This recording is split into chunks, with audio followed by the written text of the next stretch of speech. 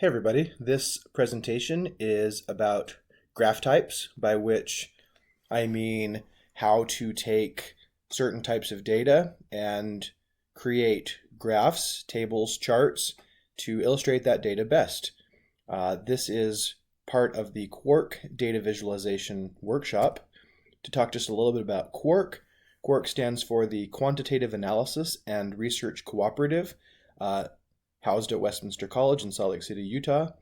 We are a group of student statistics consultants and faculty mentors who work on various projects on campus. Our mission is to improve quantitative literacy on campus.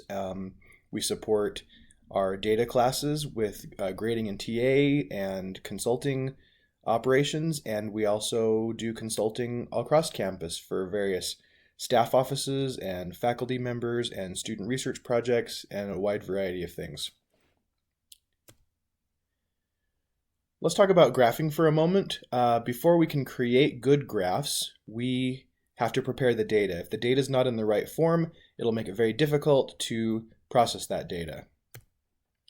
So one of the words we talk about for data is the word tidy. And what is tidy data? Tidy data has our observational units located in the rows of our data. The variables, the things that we measure about our data, usually appear in the columns. And so this is kind of a spreadsheet view of the data, and this convention of having observations as rows and variables as columns positions our data well to apply tools that we need to apply for data visualization. Tidy data involves good labeling of our variable names. So the first row, and only the first row of our data set, should consist of the variable names with the actual data below that first row. It's also very important to note that we don't want any extra stuff outside of this rectangular shape that consists of our rows of data and our columns of variables. It's very easy in spreadsheet software particularly to add extra stuff in the spreadsheet. Maybe there's formulas that calculate things in just random cells. There might be all sorts of other things embedded, graphs and other crazy stuff that's outside of that rectangle of data. When we go to work with our data in most statistical platforms, we need to have just that rectangle and nothing else in order to do our data analysis effectively.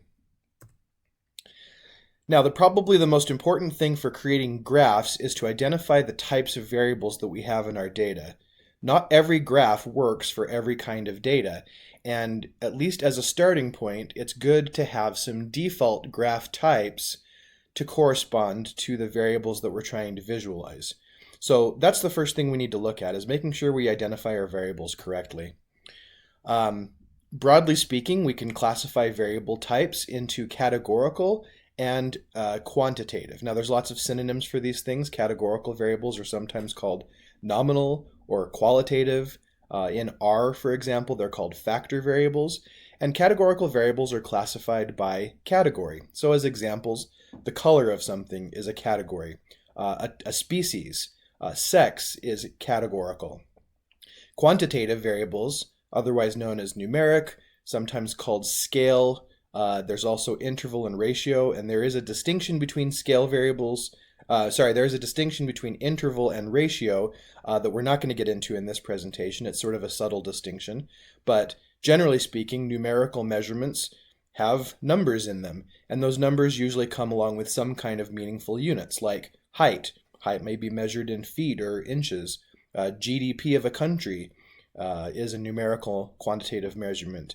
Scores on tests, other kinds of scores are numerical measurements. Now be careful, just because you see numbers doesn't mean that the variable is a quantitative type. So for example, you might have a data set that reflects a survey, and in that survey the question was asked, do you own a car? That data might have been recorded as zeros and ones. 0 means no, and 1 means yes.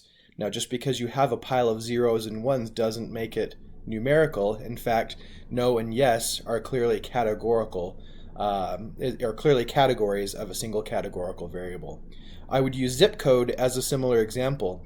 The actual zip code, the number that's the 5-digit zip code, is not meaningful as a number. It's just a label. It's a label that describes the geographical area you live in, and it would be used to categorize people into geographical regions. We're going to be using a data set as a running example. This particular data set is a bit dated, but it does a good job of illustrating a lot of different data types. This data set involves risk factors associated with low infant birth weight, collected at Bay State Medical Center in Springfield, Massachusetts during 1986. There were 189 women represented as the cases of our data set, and we measured 10 variables in this data set. Here's a glimpse of the data set in that rectangular format of which I spoke a moment ago. Notice that the variable names are in bold and they are the first row of our data. Now, they're abbreviated to the point of not necessarily even being able to tell what they are.